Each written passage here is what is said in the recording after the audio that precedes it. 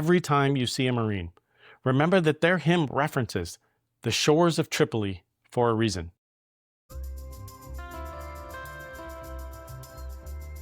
Hello, and welcome to another Archives and Anchovies episode, the podcast about whatever it is I want to talk about that week. I'm your host, James Coulon, and today we're sailing into dangerous waters, literally. We're exploring the Barbary Wars, more specifically, the Second Barbary War. This is a nearly forgotten conflict that helped define American foreign policy and naval power. This is the story of pirates, tribute payments, and a young nation's refusal to be bullied. I did an episode a few weeks ago that dove deeply into the First Barbary War and had a few comments regarding the Second Barbary War, so I thought I would cover that one here today. I encourage you, though, to watch or listen to the first episode as well, as it describes the First War in much more detail than I'll be covering in this episode. So, to understand the Barbary Wars, we need to set the scene. It's late 1700s, and the newly independent United States is trying to establish itself in international trade. American merchant ships, they're venturing into the Mediterranean, carrying valuable cargo to European markets. But there's a problem, and it's a big problem.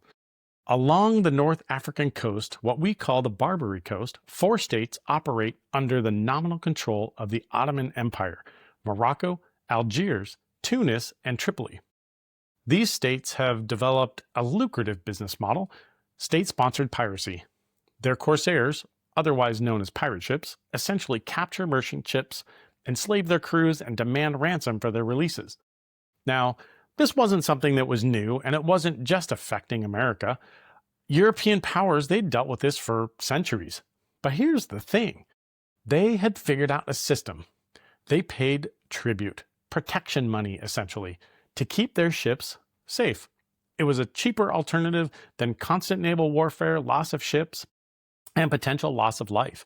And so when America was under British rule, colonial ships enjoyed the protection from the British. But after the American independence in 1783, we were on our own. And the Barbary states, they knew it. In 1784, 1 year after, the Moroccan pirates seized the American ship, the Betsy. The message was clear: pay or suffer the consequences. So what did America do? Well, at first, we did what everyone else did. We paid. And we paid a lot. The young American government, it was in a terrible position.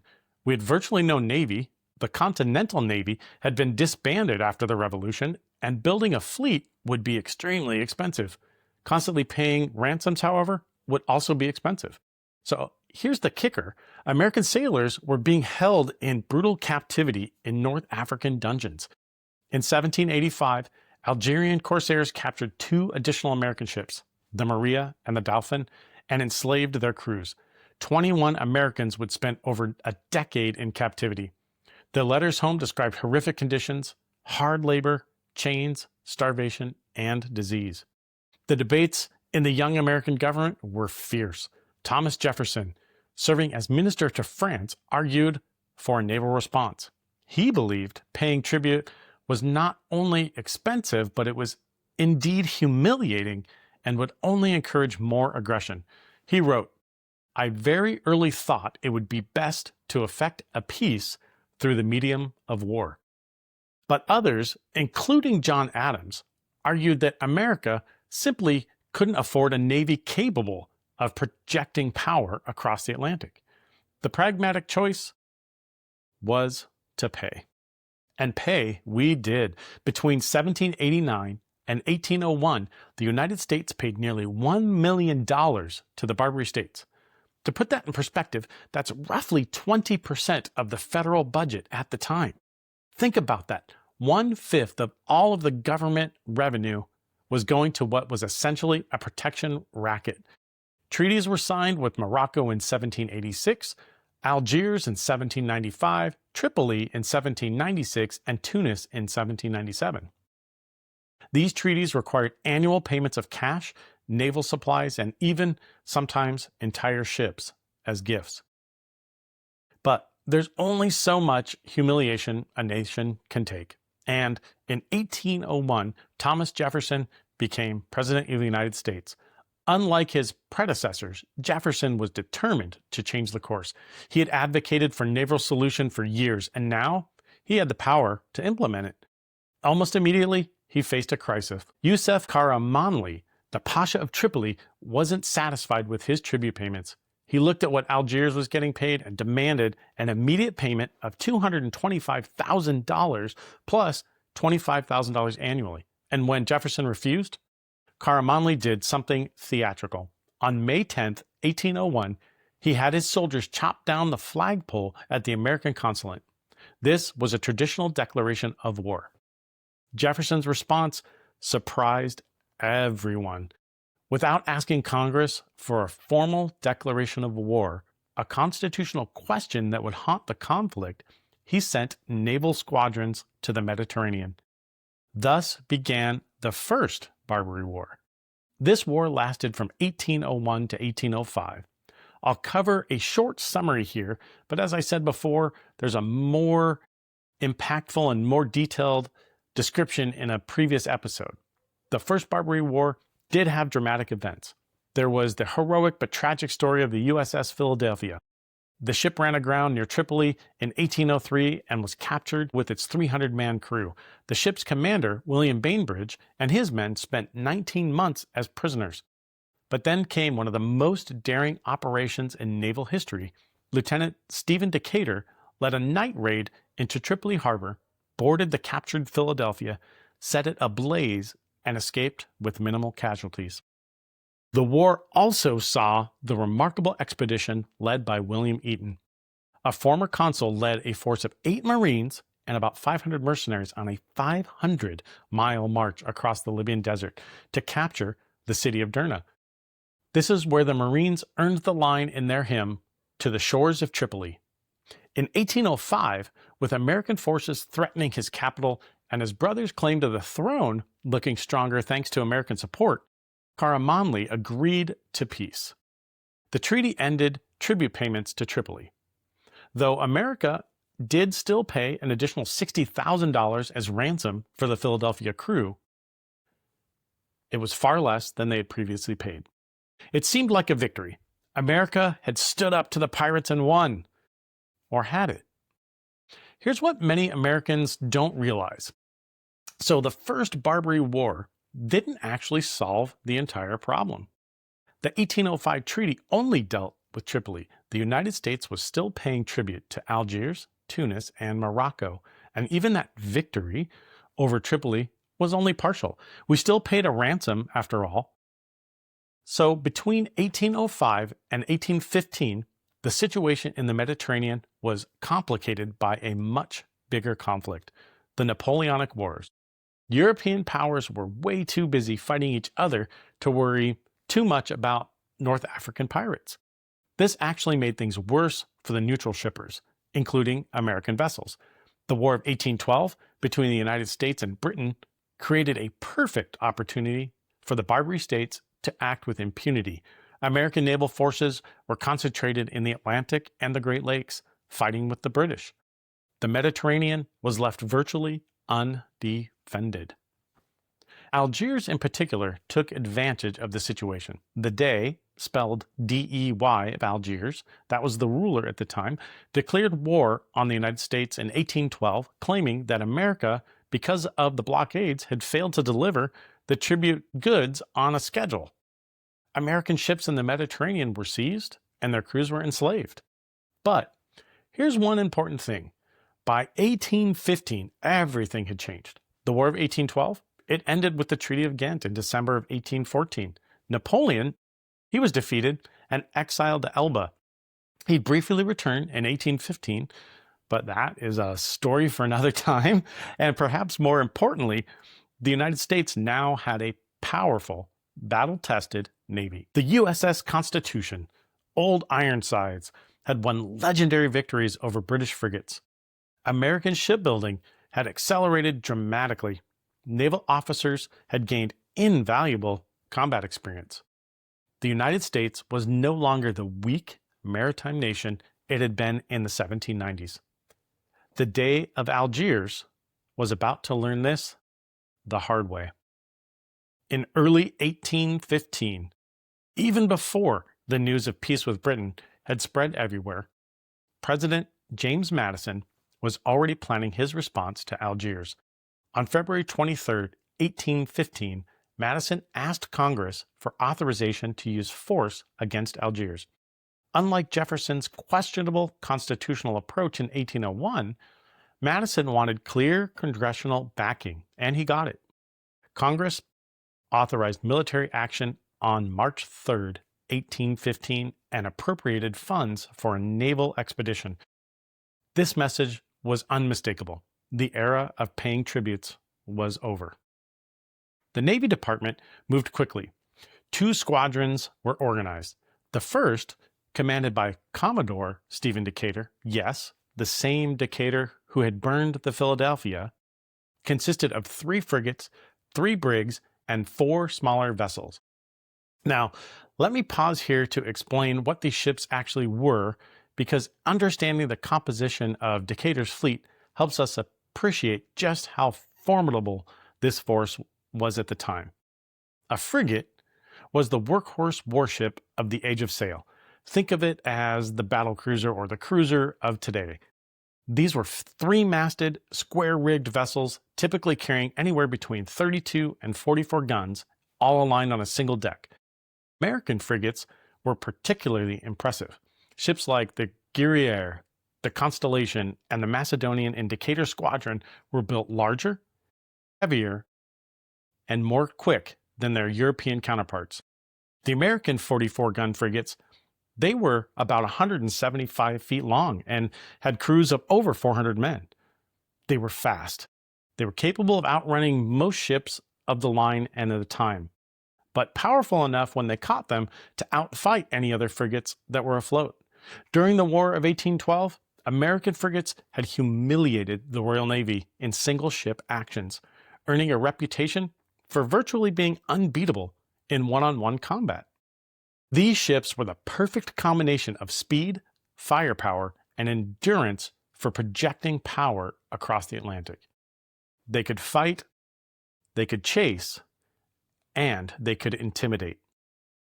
Brigs, on the other hand, were a much smaller, more nimble vessel. They were 2-masted ships, typically carrying anywhere from 10 to 20 guns. So while less powerful than a frigate, brigs were faster and more maneuverable, making them perfect for scouting, chasing down smaller enemy vessels, and operating in some of the shallow waters that the frigates couldn't go to. In Decatur's squadron, the brigs served as his eyes and his raiding ships. They could pursue corsairs, and they could get into inlets where the deeper draft frigates just couldn't go. And then the smaller vessels that were mentioned included schooners and sloops, even more nimble craft that could operate close to shore and basically carry messages between ships. You put all of those together, and Decatur commanded a balanced, powerful force of navy. Heavy frigates for intimidation and major combat, brigs for flexibility and pursuit, and smaller craft for all of the operations. It was exactly the kind of fleet needed to hunt down corsairs and project American power into the Mediterranean. The second squadron, under Commodore William Bainbridge, the former commander of the Philadelphia who had spent those 19 months in captivity, would follow later with reinforcements. Decatur's squadron sailed from New York on May 20th, 1815. His flagship, the powerful 44-gun frigate Guerriere, named after the British ship the Americans had captured and destroyed in the War of 1812. The symbolism was deliberate, the message was deliberate. This wasn't going to be a lengthy blockade or a negotiation backed by a small force. This was going to be a demonstration of American naval power that the Barbary states couldn't ignore. The Second Barbary War was swift and decisive. The First Barbary War was a 4-year struggle. It had both naval and non-naval operations that lasted months. The second was more like a summer exercise for the Navy. Decatur arrived off the coast of Algiers, June 17th, 1815, but he didn't sail straight to the capital. He had gained some intelligence that the Algerian flagship, the 46-gun frigate Meshuda, was patrolling nearby with a smaller brig, the Estendido.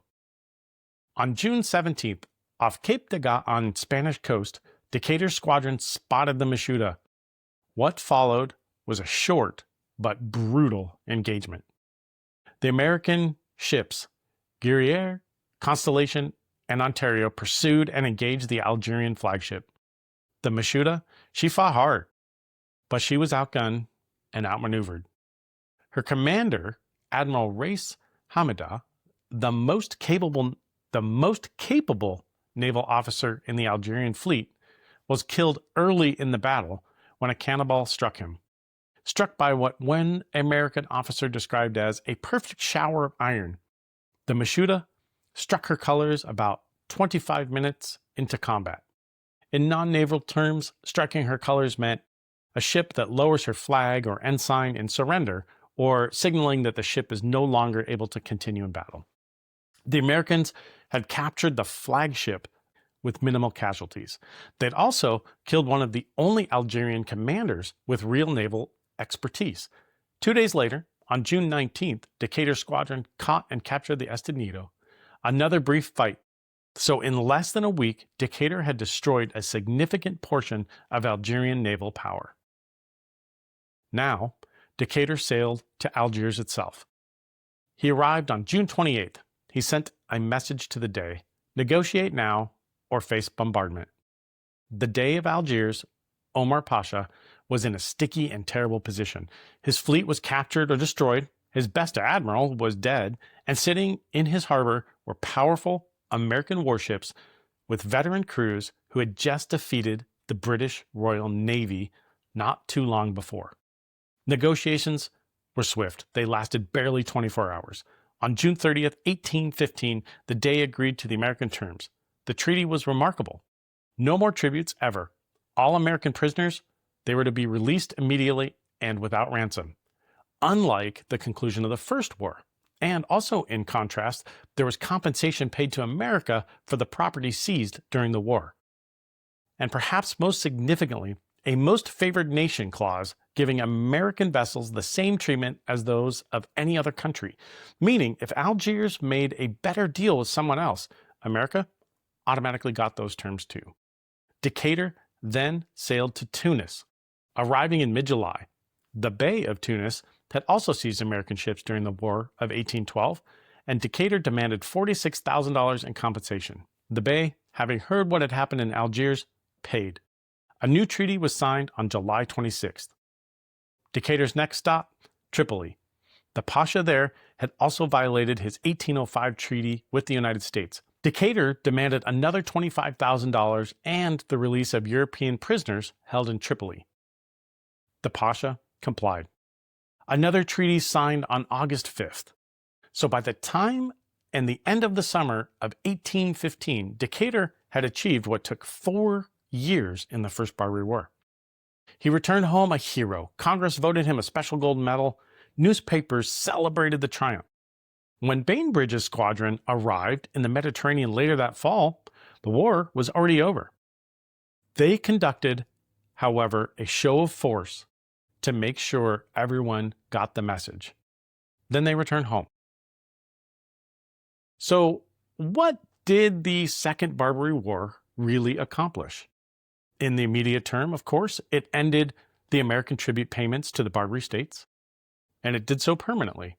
No more protection racket, no more protection money, no more humiliation. American ships could sail the Mediterranean without paying for any privileges. But the real impact was much more broad and maybe even more symbolic. For one thing, it demonstrated that the United States Navy had become a genuine fighting force. Just a generation after independence, America could project power across the Atlantic Ocean and dictate terms to foreign states. That's remarkable. It's a transformation that happened in a very, very short time frame. The Second Barbary War also inspired European powers to take action. In 1816, a British-Dutch fleet bombarded Algiers and forced the Dey to abolish Christian slavery. European pressure continued throughout the following decades until France finally conquered in 1830, bringing an end to Barbary piracy altogether. But perhaps most importantly, the Barbary Wars established precedents for American foreign policy that still echo to this day. The conflicts introduced the idea that America would protect its commercial interests with military force when necessary. They established the principle, controversial back then, controversial still today, that American presidents could use military force without the full declarations of war.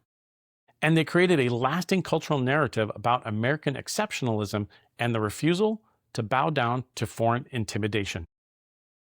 The Barbary Wars also cemented the importance of the U.S. Navy in American strategic thinking. The debates about whether to pay tribute or build a navy were essentially debates about what kind of nation America would be.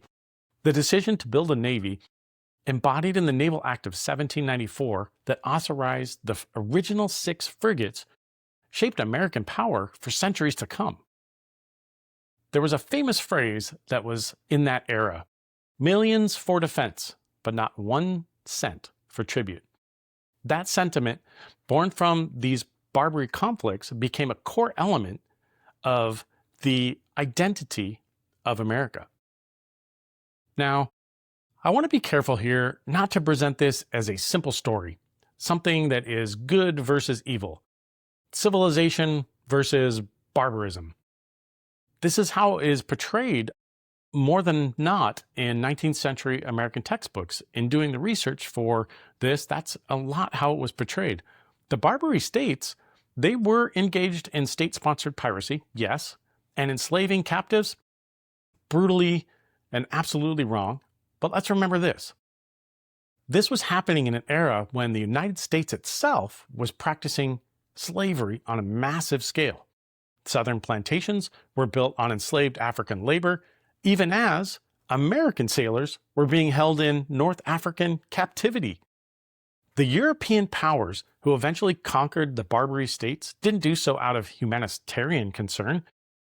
They were building colonial empires that would themselves brutally exploit North African populations for over a century. And from the Barbary states' perspective, the tribute system, it was long established. It was a long-standing international practice. The Ottoman Empire's North African provinces, they were economically dependent on those payments and prizes from their corsair raids. So when American or European writers of the time used words like pirates and barbarians, they were imposing their own cultural framework on a completely different political and economical system than we have today. That said, the human cost of the Barbary corsair activity was real. Tens of thousands of Europeans and Americans did suffer in captivity over several centuries. The terror felt by merchant sailors approaching the Mediterranean was genuine. The Barbary Wars forced Americans to grapple with what it meant to be a nation in that international system. Could a republic based on Enlightenment principles coexist with states operating on fundamentally different principles? Should commerce be protected through accommodation, or should it be protected through confrontation? How should a democracy make decisions about war and peace? These were not easy questions in 1815. They're not easy questions today in 2026. The Second Barbary War, it lasted less than 3 months, but it marked a turning point for the United States. A nation that had begun its independent existence not too long ago was able to defend its own coastal waters, and it now commanded respect in the Mediterranean. A country that had paid millions of dollars in tribute to avoid conflict now dictated peace, and the terms of that peace from the deck of a warship. The contrast with the First Barbary War is striking. That earlier conflict dragged on for 4 years, cost millions of dollars, and ended with a negotiated settlement that still included ransom payments. The Second Barbary War, however, was over in a summer, cost relatively little, and ended with unconditional terms favorable to the United States. So what changed between those two wars?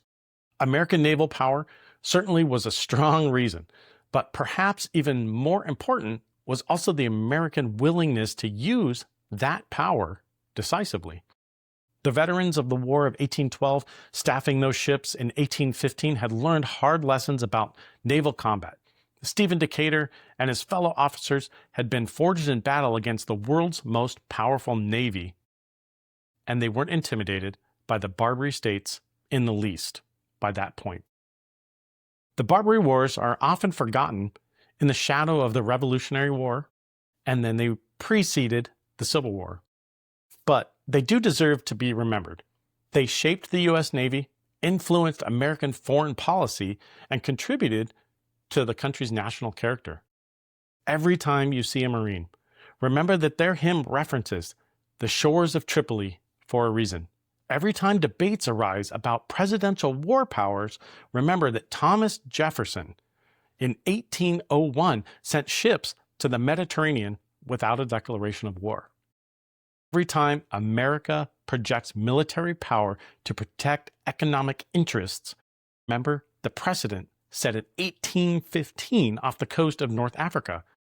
The Barbary Wars remind us that early American republic faced real challenges in a dangerous world, and the choices they made then, some of them were heroic, some of them were probably questionable, but they all had consequences, and they continue to shape us today. I want to thank you for joining me on this voyage through history. I'm your host, James Coulon, and this has been another episode of Archives and Anchovies. Until next time, keep exploring the past to understand the present, and as always, I bid you a wonderful day, a pleasant evening, and a good week ahead.